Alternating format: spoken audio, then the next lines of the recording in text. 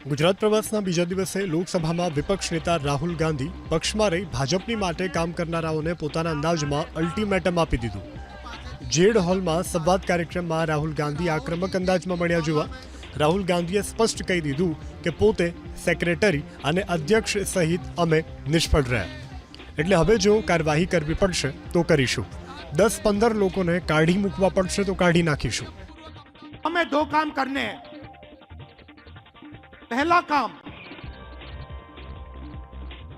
ये जो दो ग्रुप हैं इनको अलग करना है सीधा.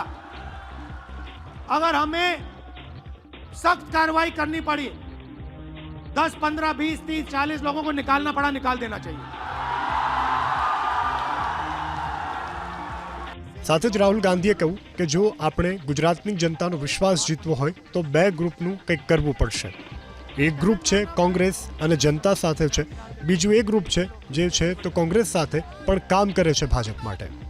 दूसरा है जो जनता से कटा हुआ है, दूर बैठता है, जनता की इज्जत नहीं करता है,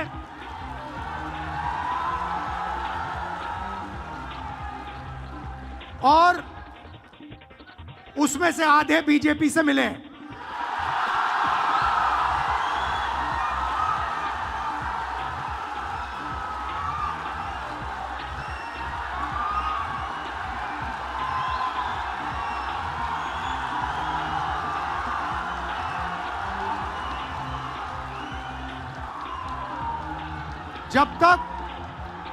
जब तक हमने इन दो को क्लियरली अलग नहीं किया, तब तक गुजरात की जनता हम में बिलीव नहीं कर सकती है. એટલું જ નહીં, રાહુલ ગાંધીએ પક્ષની અંદર રહી અને ભાજપની માટે કામ કરનારાઓને સ્પષ્ટ કહી દીધું કે ભાજપમાં તમને કોઈ સ્થાન નહીં મળે, ત્યાંથી તમને બહાર ફેંકી દેવાશે.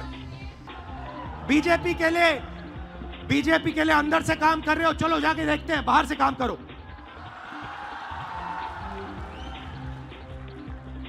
तुम्हारी वहां जगह नहीं बनेगी, बाहर फेंक देंगे तुम्हें. तो पहला काम ये करना है. કાર્યકર્તાઓને સંબોધતા રાહુલ ગાંધીએ કહ્યું કે ગુજરાતમાં જો આપણો મતશેર 5% વધી જાય તો વાત ત્યાં જ પૂરી થઈ જશે. આગામી 50 વર્ષના પ્રોજેક્ટને ધ્યાનમાં રાખી રાહુલ ગાંધીએ નવા વિઝનની પણ વાત કરી. સાથે જ કાર્યકર્તાઓમાં આત્મવિશ્વાસ જગાવવાનું કામ પોતાનું હોવાની વાત કરી. જે દિવસે આપણે આપણી જવાબદારી પૂરી કરીશું ત્યારે ગુજરાતની જનતા આપોઆપ કોંગ્રેસને સમર્થન આપશે તેમ જણાવ્યું. પક્ષમાં રહીને જ કોંગ્રેસ સાથે ગદ્દારી કરનાર અને ભાજપ માટે કામ કરનારાઓને રાહુલ ગાંધીએ અલ્ટિમેટમ તો આપી દીધું. રાહુલ ગાંધીના આ જ તીખા તેવરની કોંગ્રેસ નેતા મુમતાઝ પટેલે પ્રશંસા કરી. મુમતાઝ પટેલે કહ્યું કે લાગે છે કે રાહુલ ગાંધી પક્ષમાં રહેતા એવા લોકોને ઓળખી ગયા છે. સાથે જ એવો પણ આરોપ લગાવ્યો કે પક્ષમાં એવા ઘણા લોકો છે જે નથી ઈચ્છતા કે નવા લોકો આગળ આવે, જેમાંથી હું પણ એક છું. ક્યાંક ને ક્યાંક અમને રોકવામાં આવી રહ્યા છે. ऐसे बहुत लोग हैं जो अपने स्वार्थ के लिए या जो अपनी जो आरामदायी पोजीशन पे बैठे हुए हैं, वो नहीं चाहते कि नए लोग, नए चेहरे आगे आए. उसमें से हम जैसे लोग भी शामिल हैं.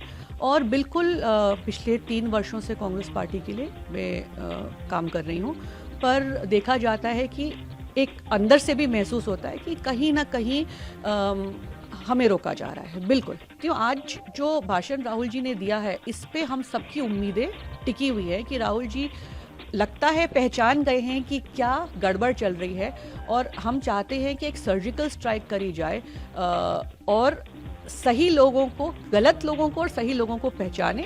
जो आपके साथ, आपकी विचारधारा के साथ जुड़े हुए हैं, उनको मौका दीजिए कि आपके साथ चल के पार्टी को मजबूत फिर से करें. તો કોંગ્રેસ છોડી ભાજપમાં ગયેલા જયવીરરાજસિંહ પરમારે શાબ્દિક પ્રહાર કરતા કહ્યું કે રાહુલ ગાંધીએ આજે એ વાત કરી જે વાત મેં 3 વર્ષ પહેલા કોંગ્રેસ છોડતા કરી હતી.